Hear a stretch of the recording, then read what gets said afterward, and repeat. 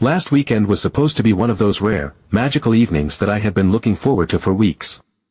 I am 26 years old, and while I am not living some wild, party-filled life, I do try to carve out moments for myself whenever I can. My life has been tied closely to my older sister Emma, who is 34 and has 3 children, a 7-year-old, a 4-year-old, and a 2-year-old. I love them to pieces. I really do. But over the last few years, especially since Emma became a single mom, I have found myself stepping into this unofficial role of her go-to babysitter. It started small, watching the kids for an hour here or there when she needed to run to the store or pick someone up from school. But over time, it spiraled into something much bigger, something I never agreed to. For context, Emma and I have always had a close relationship. Growing up, she was the big sister who looked out for me.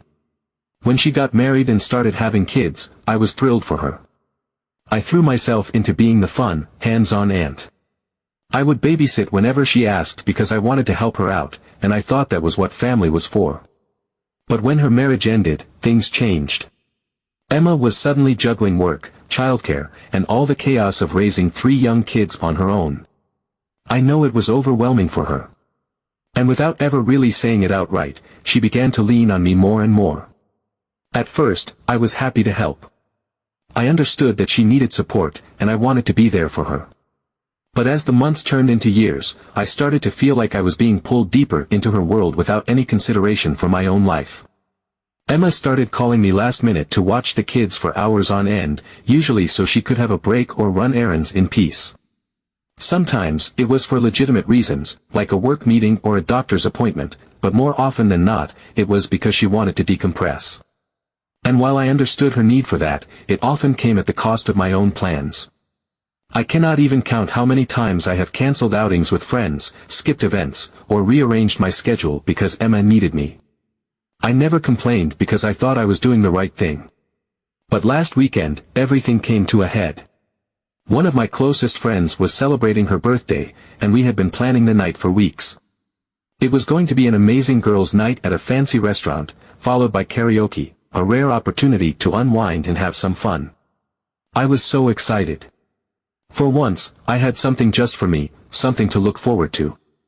I told Emma about it well in advance so that she would not expect me to babysit that night. I thought I had covered my bases. The day of the party, Emma texted me in the afternoon. She asked if I could watch the kids for just a few hours because she needed to recharge. I was sympathetic but firm. I told her I could not because I had plans that night. She did not push back, so I assumed she found someone else or figured out a way to manage on her own. I went to the party, had an amazing time, and felt a little guilty for how relieved I was to just enjoy myself without any responsibilities. The next day, we had a family dinner. It was one of those big gatherings with our parents, aunts, uncles, and cousins, a full house. I was chatting with one of my cousins when Emma suddenly started speaking loudly, addressing the whole room. At first, I thought she was telling a funny story, but then I realized she was talking about me. In front of everyone, Emma said I was irresponsible and self-centered, and accused me of not knowing what it means to be an adult because I do not have kids of my own. She said she sacrifices everything for her children while I party around like a teenager. She went on and on, painting me as someone who does not care about family and only thinks about herself. I was stunned. I could feel my face burning as everyone stared at me. I tried to defend myself, but she kept cutting me off, saying I had no idea what she was going through as a single mom and that family should always come first. By the time she was done, I was on the verge of tears. I excused myself and left the room, feeling humiliated and heartbroken. Later that night, I texted Emma and told her I was done babysitting until she apologized and started treating me with respect. I explained that I love her and the kids, but I cannot keep sacrificing my own life to be her stand-in parent. Her response was explosive. She accused me of abandoning her and said I was being cruel and selfish. She kept throwing the word family around, saying that families should always support each other no matter what. To make matters worse, our mom called me the next day and sided with Emma. She said I needed to let it go because Emma is under a lot of stress and needs my help. She told me I should have more compassion and stop acting like a victim. I tried to explain my side, but she would not hear it. Now I feel like I am stuck between a rock and a hard place.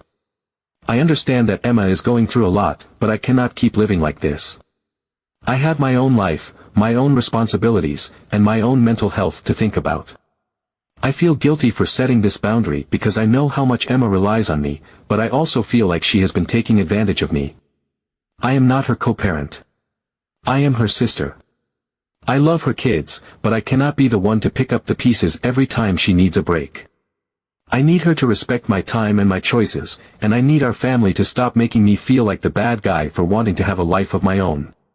So now, I am left wondering, am I the bad sister for saying enough is enough? Or is it fair for me to set this boundary, even if it means upsetting the people I love? Update 1. After our big argument at the family dinner, I naively thought Emma would back off, or at least give me some space to breathe. I hoped she would take some time to reflect, maybe even realize how much she had been relying on me and how unfair it was to expect me to drop everything for her. But I should have known better. Emma doesn't let go of things easily, and this was no exception. About a week after the blow-up, she called me out of the blue. Her voice was shaky, and I could tell she had been crying. She sounded so vulnerable, and my heart softened instantly. She said she was overwhelmed and needed someone to talk to. Part of me thought, maybe this is it. Maybe she's finally ready to acknowledge what I've been feeling. I sat down, prepared to listen, thinking this might be the olive branch we both needed. But it wasn't. Almost as soon as I reassured her that I was there to listen, the conversation took a sharp turn. Instead of talking about her feelings or asking how we could fix things, she launched into a tirade about how selfish I was for not helping her anymore. She said she was drowning and that as her sister, it was my responsibility to step in when she needed me. She made it sound like my decision to set boundaries was some kind of personal attack on her and her kids. Then she hit me with a line that absolutely floored me. Do you know how lucky you are to have my kids in your life? Most people would do anything to spend time with their nieces and nephews. You're getting hands-on experience with parenting for free. One day, when you have children of your own, you'll thank me. I sat there in stunned silence, trying to process what she had just said. Was she serious? Was she really trying to frame her constant demands as some kind of favor to me? It felt like she was completely dismissing all the sacrifices I had made over the past few years to support her. The canceled plans, the sleepless nights, the mental load of constantly being on call, all of it was being twisted into this narrative where I was the one who should be grateful. It was maddening. When I finally gathered myself enough to respond, I calmly reminded her that I love her kids dearly, but I never signed up to be a second parent. I told her that while I've always been happy to help, it's not fair for her to expect me to put my life on hold every time she needs a break. Her response? She scoffed. Actually scoffed. Then she said, in this condescending tone, that I wouldn't understand until I grew up. That was the last straw for me. I told her I wasn't changing my mind, wished her well, and hung up. It wasn't an angry or dramatic exit, I didn't yell or say anything cruel. I just couldn't do it anymore. I was done being guilt-tripped into sacrificing my time and energy for someone who clearly didn't appreciate it. That evening, I thought I could finally breathe, but of course, the peace didn't last long. My mom called me, as she always seems to do when Emma and I have a disagreement. I could tell by her tone that she wasn't happy with me. She launched into this long-winded lecture about how Emma is struggling and how I need to be the bigger person. She said that Emma is doing her best as a single mom and that I should be more understanding. The kicker. She told me I needed to apologize. I couldn't believe it. Apologize? For what? For finally standing up for myself after years of being taken advantage of? For daring to have a life of my own? It felt like no one in my family cared about how much this situation was impacting me. All they seemed to see was a single mom who needed help, and in their eyes, I was the bad guy for setting boundaries. I tried to explain my side to my mom, but she wasn't hearing it.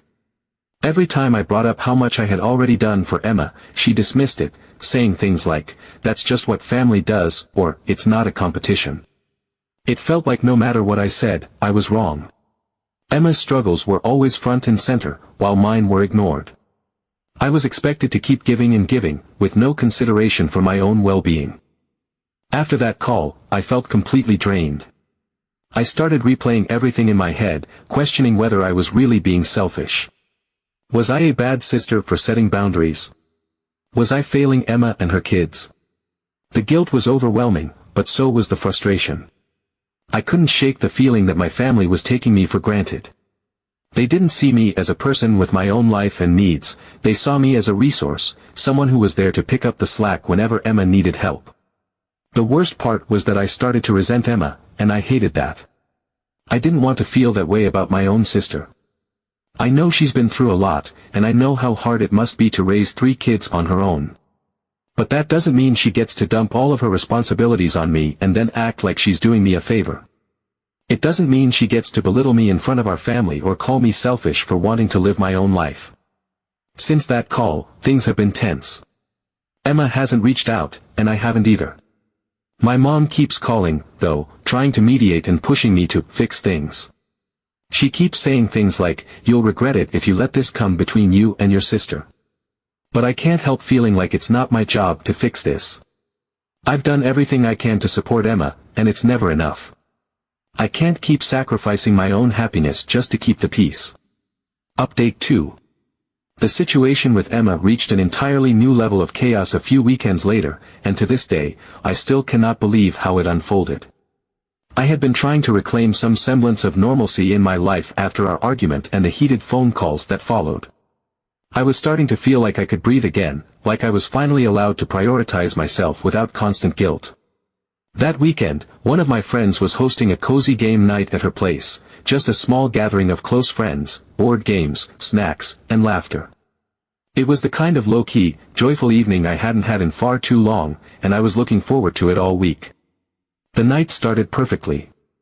We were an hour in, everyone laughing as we debated the rules of a particularly competitive card game. For the first time in weeks, I wasn't thinking about Emma or the drama with my family. I felt present, happy, and at ease. But then, my phone buzzed. It was a text from Emma. At first, I hesitated to even look. I knew that whenever her name popped up, it was rarely good news. But a part of me still felt obligated, like maybe this time it was something urgent. When I opened the message, my stomach dropped. She asked where I was.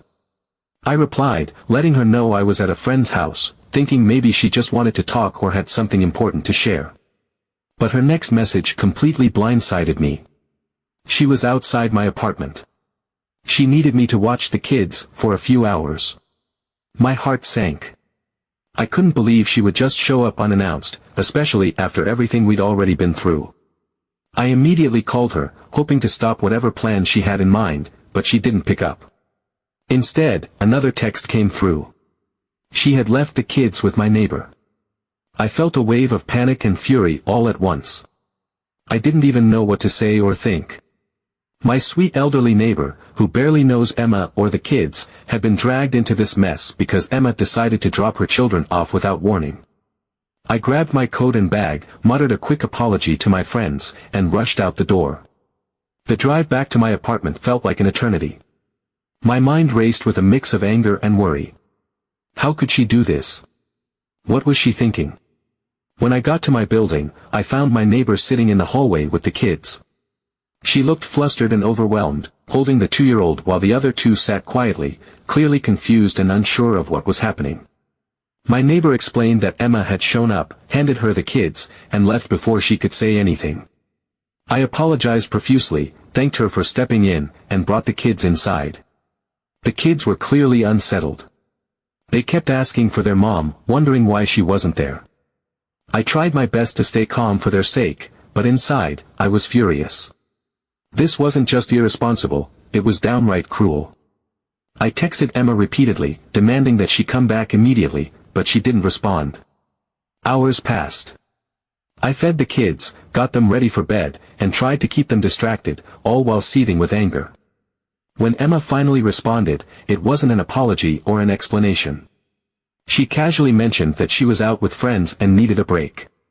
She even had the audacity to remind me that, this is what family is supposed to do. I couldn't believe her lack of remorse or accountability. It was as if she truly believed she was entitled to dump her responsibilities onto me whenever she felt like it. That night, as I sat on the couch with her kids asleep in the next room, I realized I couldn't keep doing this. Emma's behavior had gone from inconsiderate to outright dangerous. What if my neighbor hadn't been home? What if something had happened to the kids while Emma was off enjoying her night out? This wasn't just about me anymore, it was about the safety and well-being of her children. The next morning, I made a decision. I texted Emma and told her in no uncertain terms that if she ever pulled a stunt like that again, I would involve child services. I knew it was harsh, and part of me felt sick at the thought of escalating things to that level. But I also knew that Emma needed to understand the seriousness of her actions. Her kids deserved better than to be treated like an afterthought, and I deserved better than to be her safety net. Update 3. The fallout from Emma's unannounced drop-off of her kids was everything I feared and more. After my text warning her that I would involve child services if she ever pulled a stunt like that again, Emma exploded. My phone lit up with an endless stream of angry messages, each one more venomous than the last. She accused me of being dramatic, of overstepping, and of betraying her when she needed me most. She called me ungrateful and selfish and even threatened to cut me out of her life entirely if I didn't get over myself. It was exhausting. But for once, I didn't cave. I responded only once, reiterating that I wasn't going to be her backup parent anymore. Beyond that, I refused to engage. She could throw all the tantrums she wanted, but I was done being dragged into her chaos. The silence between us didn't last long. A week later, my dad, who had been uncharacteristically quiet throughout all of this, reached out and asked me to come over for a family discussion. I was hesitant. I didn't trust that this wouldn't just be another ambush where I'd be guilt-tripped into submission, but my dad sounded calm and measured, so I reluctantly agreed. I hoped, deep down, that maybe this was an opportunity to finally set things straight and put an end to the constant cycle of drama. When I arrived, Emma was already there, along with both of my parents. The air in the room was heavy, charged with unspoken tension. I could tell from the way Emma was glaring at me that this wasn't going to be easy. As soon as I sat down, she started in on me, her voice rising with every word. She accused me of abandoning her and her kids, of not understanding what it meant to be a family, of being selfish and immature. It was the same tired script I had heard a dozen times before, but this time it was louder, angrier, more desperate. I let her speak without interrupting, though every word stung. When she finally finished, the room went quiet, and all eyes turned to me. I took a deep breath, forcing myself to stay calm. Then, I explained my side of the story. I laid everything out, starting from the beginning, how much I had done for her over the years, how many times I had cancelled my own plans to step in and help, how I had been happy to do it for a long time because I loved her and her kids. But I also told her that I couldn't keep sacrificing my own life for hers. I wasn't their parent, and I never had been. I told her that while I understood how hard it was to be a single mom, it wasn't fair to put all of that responsibility on me. I needed her to understand that she had to find other support systems, whether that meant hiring a babysitter, enrolling the kids in daycare, or reaching out to friends. I was willing to help occasionally, but I couldn't be her crutch anymore. The silence that followed was deafening. For the first time, Emma didn't immediately jump in with a rebuttal. Instead, she just stared at me, her face a mixture of anger and disbelief. Before she could respond, my dad spoke up, and what he said completely changed the trajectory of the conversation. He told Emma, point blank, that I was right. He said that she had been leaning on me far too much and that it wasn't fair or sustainable. He acknowledged how hard her situation was but emphasized that it was her responsibility to figure out how to manage it, not mine. He pointed out that I had already gone above and beyond for her and that continuing to rely on me the way she had been would only strain our relationship further. Emma looked stunned. I could see her trying to process what he was saying, but it was clear she wasn't prepared for this. My mom tried to jump in, likely to defend Emma, but my dad quickly shut her down. He told her that this had gone too far and that it was time for Emma to take responsibility for her own life and her children's needs. He even mentioned that she should consider looking into professional help, whether that meant therapy for herself or resources for single parents in her area. For the first time in this entire ordeal, I felt like someone in my family was actually on my side. Hearing my dad acknowledge everything I had been feeling validated me in a way I hadn't expected. It wasn't just about taking my side, it was about someone finally recognizing how unfair the situation had been and calling it out for what it was. Emma, however, didn't take it well. She stood up abruptly, grabbed her things, and stormed out of the house without saying another word. My mom looked torn, unsure whether to follow her or stay, but my dad firmly told her to let Emma go. He assured me afterward that he would talk to her one-on-one and try to get through to her. For the first time in weeks, I felt a glimmer of hope that things might actually change. The next few days were quiet. Emma didn't reach out, and I didn't either. I assumed she was still angry, but I also hoped that my dad's words had sunk in.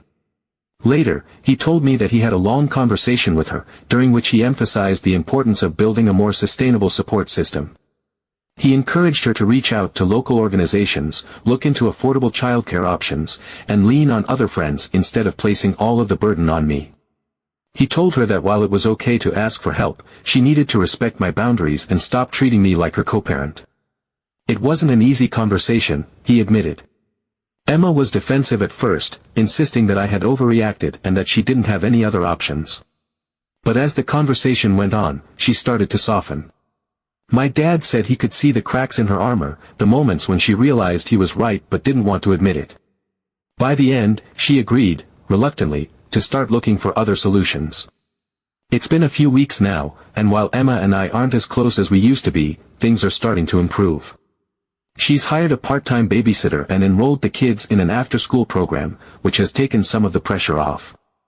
As for me, I've been focusing on rebuilding my social life and setting boundaries with my family. I still spend time with my nieces and nephew, but now it's on my terms, no last-minute drop-offs or guilt trips.